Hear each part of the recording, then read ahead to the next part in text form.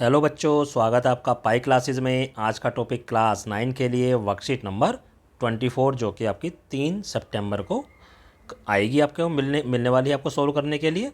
सबसे पहले इसमें उदाहरण या ये देखो, हम एक बिंदु को कार्तीय तल में आलेखित करना सीखेंगे। कार्तीय तल हमने पिछली वर्कशीट में सीख लिया था कार्तीय पद्धति के अंदर।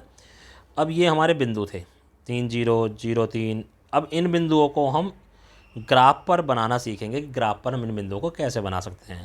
देखो, ये जो बिंदु होते हैं जिसमें कोई एक वैल्यू जीरो होती है, जैसे इसमें एक्स की वैल्यू जीरो है, सॉरी वाई की वैल्यू जीरो है, और इसमें एक्स की वैल्यू जीरो है। जिसमें एक्स की वैल्यू जीरो होती है वो वाई एक्स पर होता है, और जिसमें वाई की वैल्यू जीरो होती है वो एक्स अक्ष पर होता है। सीधी सी बात है। आइए हम क्वेश्चन करते हैं सीधा। ये देखिए, पहला पॉइंट था हमारे पास, पहला पॉइंट था 3 0। इसमें किसकी वैल्यू जीरो है? वाई की वैल्यू जीरो, वाई कोऑर्डिनेट की वाई की वैल्यू जीरो, नहीं। ये जो पॉइंट बनेगा ये एक्स अक्ष पर आएगा, और एक्स अक्ष पर कहाँ पर आएगा? जहाँ एक्स की वैल्यू 3 है।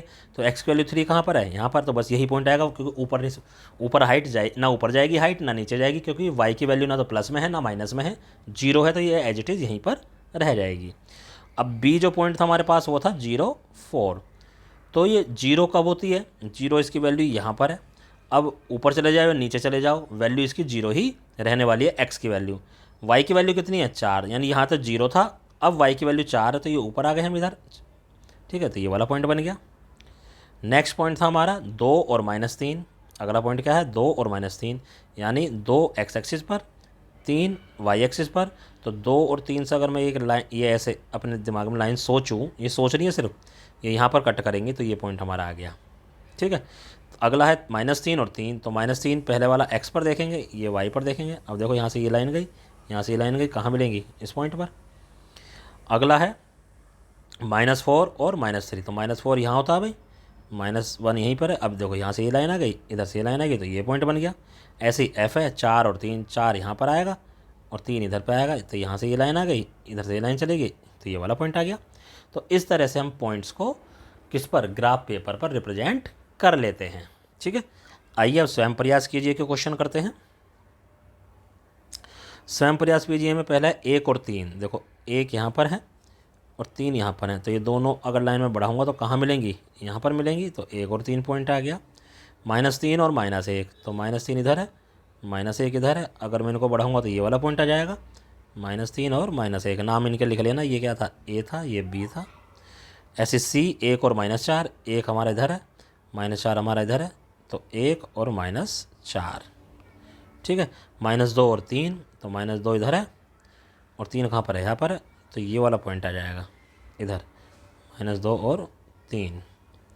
0 और 8, तो 0 हमारे यहाँ पर है। जैसे ये 0 और 4 आया था, तो जब ऊपर बढ़ते चले जाएंगे तो ग्राफ का पेपर जब बड़ा होगा आपके पास, तो वहाँ पे 4 5 6 7 8 बिंदु ले लेना। तो जहाँ भी वाई पर 8 आएगा वहीं पर बिंदु 0 8 हमारा बन जाएगा। एफ 1 और 0, तो 1 और 0 तो ये रहा।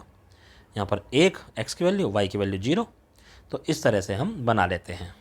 नाउ नेक्स्ट, अब देखो, ये जो बिंदु हैं हमारे, इन बिंदुओं को हम टेबल की फॉर्म में भी दिखा सकते हैं। फॉर एग्जांपल, जैसे ये है, एक्स और वाई की टेबल में के फॉर्म में इन्होंने दिखा दिया है। अब ये एक्स की वैल्यू, वाई की वैल्यू, अगर मैं इस पूरे पॉइंट को मैं बिंदु के रूप में लिखूँगा तो -3 और 7 बनेगा। ये वाला 0 और -3.5, यानी 3 और 4 के बीच की वैल्यू, ये माइनस और -3 बनेगा। इधर ये 4 4 बन जाएगा, और ये 2 और -3 बन जाएगा। ठीक है, तो देखो, -3 कहाँ पर है भाई? यहाँ पर है। और 7, अब 7 हमें तो यहाँ पे 4 तक ही दिखाई दे रहा, 5 6 7 ऊपर कहीं होगा। तो -3 के ऊपर जहाँ भी 7 होएगा इस वाई पर, वहाँ से पॉइंट लिया ना, ये पॉइंट बन जाएगा। अभी इस ग्राफ में आपको दिखाई नहीं दे पा रहा। 0 और एक्स की वैल्यू 0 और वाई की वैल्यू, एक्स वैल्यू 0 यहाँ पर है, वाई की वैल्यू 3.5, तो 3.5 3 और 4 के बीच में कहीं यहाँ पर आएगी, तो ये पॉइंट बन गया हमारे पास। कौन कौन सा? 0 और -3.5। -1 -3, तो -1 और -3, ये वाली पॉइंट आ गया हमारे पास। -1 -3। अब 4 4 4 4 यहाँ से, 4 इधर से और 4 इधर से, ये वाला पॉइंट आ गया भाई। 4 4, 2 और -3, तो 2 और -3 तो हमें पहले से दिखाई दे रहा है, ये रहा 2 और -3। तो इस तरह से, यानी अगर इस टेबल की फॉर्म में भी आए तो भी ये पॉइंट ही हैं, इनको कुछ अलग मत समझना। अब ये नेक्स्ट है, देखो पी की जो पॉइंट है -3 और 2 हैं, फिर -7 और -3 है, फिर 6 और -3 है, फिर 2 2 हैं। ठीक है, तो पी क्या है, -3 और 2। तो पी की जो पॉइंट है वो ये बन जाएगा -3 और 2। एक्स की वैल्यू -3 है यहाँ पर और वाई की वैल्यू 2 है। अगला है -7 और -3, तो यहाँ से -7, देखो इधर से -7 और इधर से -3, ये हमारा क्यू पॉइंट हो गया, -7 और -3। अगला है 6 और -3, तो 6 इधर और -3 इधर, ये हो गया हमारा आर, 6 और -3। और इससे अगला है 2 2, तो 2 2 ये वाला पॉइंट आ जाएगा, पी क्यू आर एस 2 2। क्या था, इन सबको मिला लो, मिला दो जी। अब कहता है ये जो आकृति बन गई है, इस आकृति का नाम बताना है। ये आकृति किस चीज़ की है, चतुर्भुज है। और चतुर्भुज कैसा है, ये समलंब वाला चतुर्भुज है।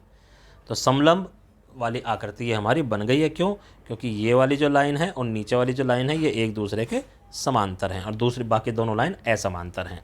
तो ये हमारी समलंब वाली आकृति बन गई है।